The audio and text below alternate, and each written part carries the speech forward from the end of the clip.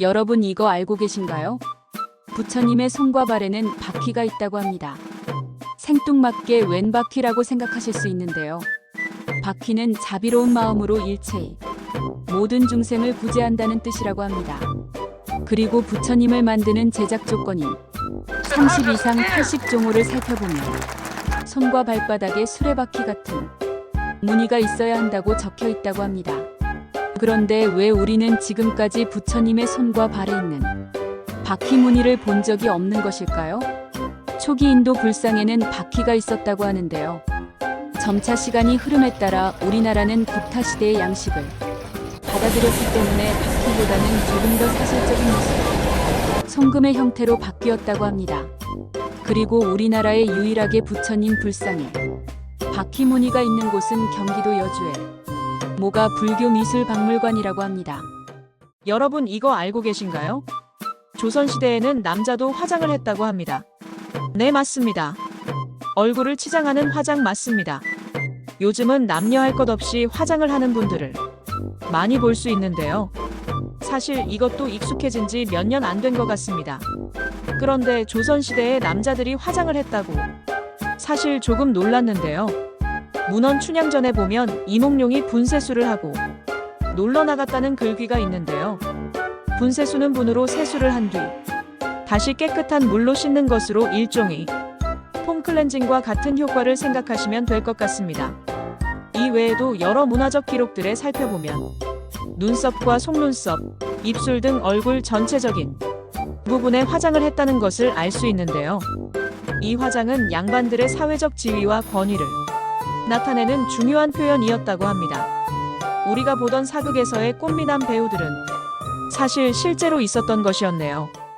여러분 이거 알고 계셨나요? 귀신을 세는 단위도 있다고 합니다. 순간 뇌에 정지가 왔습니다. 귀신을 세는 단위가 있다니. 진정하고 이야기를 이어가겠습니다. 우리는 사람이나 동물, 기타 물건들의 수를 헤아릴 때 각각의 물건에 알맞은 단위를 표현합니다. 사람의 수를 셀 때는 1명, 2명, 물건의 숫자를 셀 때는 1개, 2개, 종이는 1장, 2장, 옷은 1벌, 2벌, 3벌. 그런데 귀신은 어떻게 그 수를 셀까요? 바로 그 수를 세는 단위는 위라고 합니다. 한이, 두이 이렇게 수를 센다고 하는데요. 아직까지 과학적으로 밝혀진 것은 아니지만 귀신은 통상 육체가 없는 영혼으로만 구성된 홀령을 우리는 귀신이라고 말합니다. 우리나라의 경우 대표적인 귀신은 처녀귀신, 구미호, 도깨비, 저승사자를 대표로 둘 수 있는데요. 귀신이 진짜로 있던지 없던지 어찌되었든 저는 귀신은 안 봤으면 하네요. 여러분 이거 알고 계신가요? 소가 사람의 머리카락을 핥으면 며칠 동안 그 상태가 유지된다고 합니다. 마치 우리가 파마를 한 것처럼 소가 핥은 부위에 머리카락이 고정된다고 하는데요. 그 이유는 바로 소의 침에 있는 성분 때문이라고 합니다. 소의 침에는 탄산수소 나트륨 성분이 상당히 가득합니다. 이는 되새김질을 하는 소가 반추동물이기에 생리적인 기능을 하기 위해서인데요. 산도 조절을 위해 탄산수소 나트륨 성분이 가득한 것이죠. 탄산수소 나트륨은 알칼리 성분입니다. 파마의 원리를 생각하면 이해가 빠르게 될 텐데요. 우리의 머리카락은 케라틴이라는 단백질로 이루어져 있습니다. 그런데 파마약을 바르면 탄력 있던 머리카락의 탄력이 사라집니다. 그때 롤로 머리카락을 말고 파마약에 중화제를 바르고 열을 쐬어주고 파마약을 씻겨주면 뽀글뽀글한 상태로 파마가 완성됩니다. 소의 침은 그 파마약의 역할을 한다고 생각하시면 됩니다. 궁금해서 알아보았지만 소 근처에서 자신의 머리를 핥을 때까지 기다리시면 큰일 날 수도 있으니 절대로 따라하시면 안 됩니다. 여러분 이거 알고 계신가요? 호주에서는 바퀴벌레도 애완용으로 기른다고 합니다. 우리나라에서는 혐오의 벌레로 유명한 바퀴벌레를 호주에서는 애완용으로 기른다고 다소 황당할 수 있는데요. 호주에서는 다소 희귀하고 큼지막한 벌레를 키우는 것이 유행이라고 합니다. 그리고 최근에는 미국과 일본, 유럽에서도 애완용 바퀴벌레를 키우는 사례가 늘고 있다고 하는데요. 그렇다면 이들이 키우는 바퀴벌레는 우리가 알고 있는 그 바퀴벌레와 다른 것일까? 그래서 찾아보니 마다가스카리 싱카크로치라고 불리는 바퀴벌레인데요. 이 녀석들은 아프리카의 마다가스칼 섬에서 서식하는 벌레라고 합니다. 그리고 우리나라의 바퀴벌레와 다르게 질병에 매개하지 않는다고 하는데요. 야행성인 것은 동일하다고 합니다. 크기는 각기 다르지만 평균 6cm 정도이고 큰 것은 10cm까지도 있다고 하네요. 바퀴벌레가 손바닥만 하다고 하니 고개가 절레 흔들어지는데요. 그런데 더욱 충격적인 사실은 아프리카 일부 지역과 브라질, 동남아 몇몇 국가에서는 바퀴벌레를 식용으로 먹는다고 합니다. 문화적 차이가 존재하지만 저는 도저히 바퀴벌레는 못 먹을 것 같습니다. 여러분 이거 알고 계신가요? 토끼는 자기 똥을 먹지 못하면 죽는다고 합니다. 토끼가 자기의 똥을 먹는 특이하고 독특한 식습관이 있다는 사실도 상당히 충격이긴 합니다. 그냥 단순하게 특이한 것을 넘어 못 먹으면 죽는다니 무엇 때문에 그럴지 매우 궁금하실 텐데요. 토끼가 자기 똥을 먹지 못하면 죽는 이유는 빠른 신진대사 때문에 영양분 공급을 빠르게 해야 하기 때문입니다. 토끼는 먹이를 소화하는데 미생물의 발효가 필요하기 때문에 시간이 오래 걸린다고 합니다. 그래서 먹이를 먹고 똥을 싸면 그것을 또 먹어서 소화가 될 때까지 최대 4번까지 먹는다고 하네요. 마치 소가 되새김질을 하는 그런 느낌이랄까요? 그래서인지 계속 그것도 많이 작은 몸집에 비해 무식하게 먹는다는 느낌을 받으신 분들도 계실 겁니다. 먹이주기 체험의 필수 주자가 토끼니까요. 토끼의 똥에는 필수 아미노산과 지방산, 비타민이 아주 풍부하다고 하는데요. 비타민 B2는 토끼 똥을 먹지 않으면 전혀 섭취를 할 수 없다고 합니다. 이렇게 귀여운 토끼가 똥을 먹는다니 역시 사람뿐만 아니라 동물도 겉모습만 보고 판단을 하면 안 될 것 같습니다.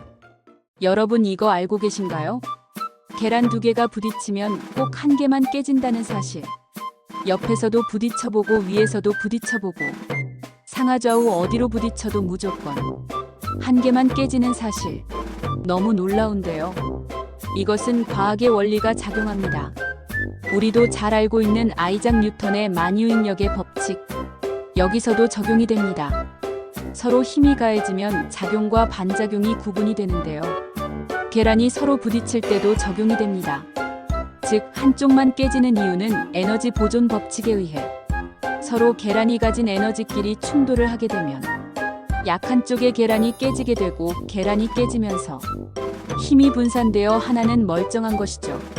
슬로우 카메라로 계란의 충돌 장면을 확인해보면 둘 중 깨진 계란 쪽으로 멀쩡한 계란이 파고드는 모습을 확인하실 수 있는데요. 참으로 신기하고 과학은 정말 놀랍기만 합니다. 하지만 다른 것도 그럴까? 이런 호기심으로 집에 있는 물건들을 하나 둘 부딪히다 보면 살림살이가 남아나지 않으니 조심하시길 바랍니다. 여러분 이거 알고 계신가요? 태국은 군입대를 제비뽑기로 결정한다고 합니다. 우리나라의 경우 징집제를 실시하고 있기 때문에 어차피 가야 될 거 그래도 한번 도전해보고 싶은 충동을 느낄 정도로 제비뽑기는 매우 매력있어 보이는데요. 우리나라도 모병제 이야기가 나오고 있는 가운데 과연 언제쯤 징집제가 폐지가 될지 많은 사람들이 아니 많은 남자들이 관심을 가지고 있답니다. 태국의 군 복무 기간은 자원 입대와 제비 뽑기에 따라 차이가 있습니다. 자원 입대를 할 경우 대학 진학자는 6개월, 고졸 이하는 1년의 군 복무를 합니다. 하지만 제비 뽑기에서 뽑힌 사람은 2년의 군 복무를 해야 합니다. 그래서 안정적으로 6개월 또는 1년의 군 생활을 선택해서 자원 입대를 할지 아니야 나는 운에 맡기겠어라고 생각하고 면제 또는 2년을 복무할지 자기 스스로 선택을 하면 됩니다. 그리고 제비 뽑기는 매년 4월 1일에 실시하며 가끔 진풍경이 펼쳐지기도 한다는데요. 여자보다 더욱 아름다운 미녀들이 오기 때문이죠. 맞습니다. 바로 트랜스젠더인데요. 태국은 나라의 특성상 남성으로 태어나 여성으로 성전환 수술을 하는 사람이 많은데요. 성전환 수술을 해도 군복무에 대한 의무는 사라지지 않는다고 합니다. 여러분 이거 알고 계신가요? 술에 취했을 때 계란 후라이를 먹으면 술을 빨리 깰 수 있다고 합니다. 계란에 함유된 콜레스테롤이 음주 후 위내에 있는 알코올을 분해시켜주기 때문이라고 하는데요. 계란뿐만 아니라 콜레스테롤이 많이 함유된 음식을 드시면 술을 보다 빨리 깰 수 있다고 합니다. 콜레스테롤이 많이 함유된 음식에는 대표적으로 오징어와 새우, 생선, 생크림, 치즈 등이 있는데요. 숙취로 고생하는 분들이라면 집으로 가기 전 음주 후 챙겨 드시면 좋다고 합니다. 물론 안주로 드셔도 괜찮고 다음날 해장을 할 때도 도움이 되기 때문에 알아두시면 좋답니다. 그리고 조금 더 효과를 보기 위해서는 날계란 또는 노른자가 덜 익은 반숙이 더욱 효과적이라고 합니다. 그렇다고 해서 술을 깨려고 엄청나게 드시면 콜레스테롤 수치가 엄청 올라갈 수 있고 몸에 더욱 무리가 가기 때문에 적당히 드시길 바랍니다. 아무리 술을 빨리 깨는데 도움이 되어도 술을 안 마시는 것보다 좋은 것은 없습니다. 여러분 이거 알고 계신가요? 손가락 2마디 정도의 크기인 건빵 7개를 1분 안에 먹을 수 없다고 합니다. 이 내용을 보시고 다들 왜 못 먹어? 나는 먹을 수 있어 라고 생각하시고 몇몇 분은 시도를 해보실 것 같은데요. 정말 안 씹고 목구멍으로 꿀꺽 삼키지 않고서야 도저히 먹을 수 없다고 합니다. 물론 안 씹고 그냥 삼키기도 매우 힘들다고 합니다. 이유는 건빵에는 수분 함량이 거의 없기 때문인데요. 우리는 음식을 씹고 목구멍으로 넘길 때 일정량의 수분이 함께 식도를 타고 이동을 합니다. 거의 대부분의 음식은 침과 함께 넘어가는데요. 마치 침이 윤활제 역할을 한다고 생각을 하시면 됩니다. 하지만 건빵은 수분이 거의 없기 때문에 드셔보신 분들은 아시겠지만 2-3개만 먹어도 무언가 답답하고 텁텁함을 느끼셨을 겁니다. 그래서 군대에서 우유와 함께 먹었던 기억이 떠오르시는 분들이 계실 텐데요. 여기서 갑자기 드는 의문, 왜 건빵이 군용식품으로 나올까? 이런 생각 안 해보셨나요? 그 이유는 바로 건빵은 상하지 않고 오랫동안 보존을 할 수 있는 식품이기 때문인데요. 이것은 옛날 영국에서 만든 쉽비스킷에서 유래가 되었다고 합니다. 아무쪼록 나는 먹을 수 있다라며 건빵을 사서 7개를 입안으로 마구 집어넣는 일은 하지 마시길 바랍니다. 먹어도 상을 받을 수 없으니 괜한 본인의 식도에 무리를 가하는 일은 없으시길 바랍니다.